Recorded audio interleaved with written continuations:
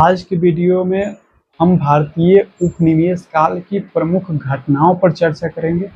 यह काल भारतीय इतिहास में महत्वपूर्ण मोड़ों से भरा हुआ था। तो चलिए जानते हैं इन उन घटनाओं के बारे में जिन्होंने भारतीय समाज और राजनीति को गहराई से प्रभावित किया। सबसे पहले जानते हैं ब्रिटिश के बारे में, जो कि ये ईस्ट इंडिया कंपनी के नाम से आया।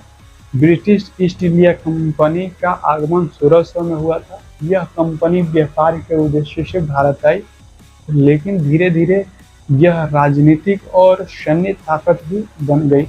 इसके आगमन ने भारतीय उपमहाद्वीप के राजनीतिक और सामाजिक परिदृश्य को बदल दिया। कंपनी ने भारतीय रियासतों और राजाओं के साथ राजनीतिक गठबंधन और संघर्ष शुरू किए, जिससे ब्रिटिश साम्राज्य की नींव रखी गई।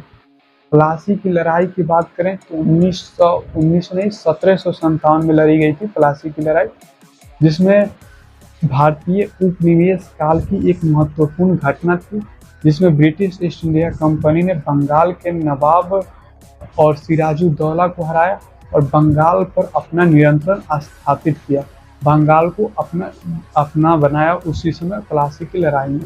इस लड़ाई ने भारत में ब्रिटिश सत्ता को मजबूत किया और कंपनी को आर्थिक और राजनीतिक लाभ प्रदान किया। 7 साल की लड़ाई की बात करें तो 7 साल की लड़ाई में ब्रिटिश और फ्रांसीसी दोनों को भारतीय उपमहाद्वीप में अपनी ताकत साबित करने का मौका दिया।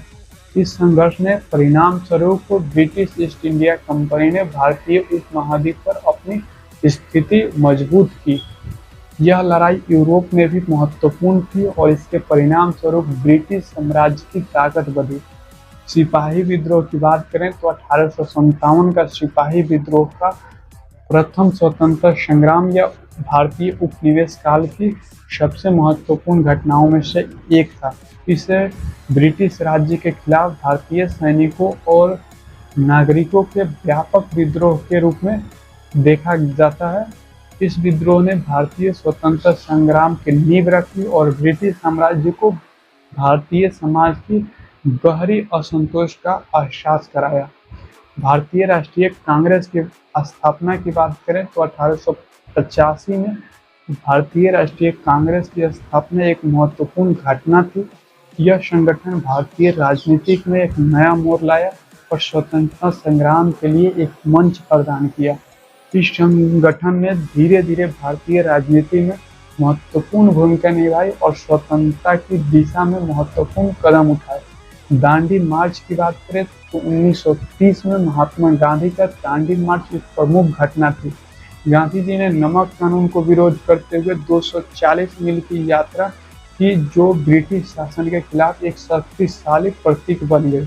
यह आंदोलन न केवल भारतीय स्वतंत्रता संग्राम में महत्वपूर्ण मोड़ था, बल्कि इसके विश्व भर में शांति और अहिंसा का संदेश भी फैला।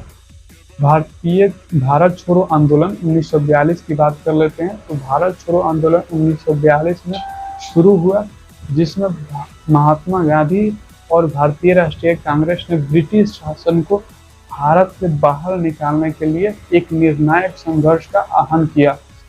इस आंदोलन ने भारतीय स्वतंत्रता संग्राम को नई ऊर्जा दी और भारतीय स्वतंत्रता प्राप्ति के दिशा में महत्वपूर्ण कदम साबित हुआ।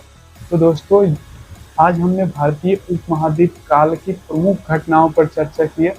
यह घटनाएं भारतीय इतिहास में महत्वपूर्ण मोड़ थी और हमारे स्वतंत्रता संग्राम की कहानी को गहराई से प्रभावित करती है।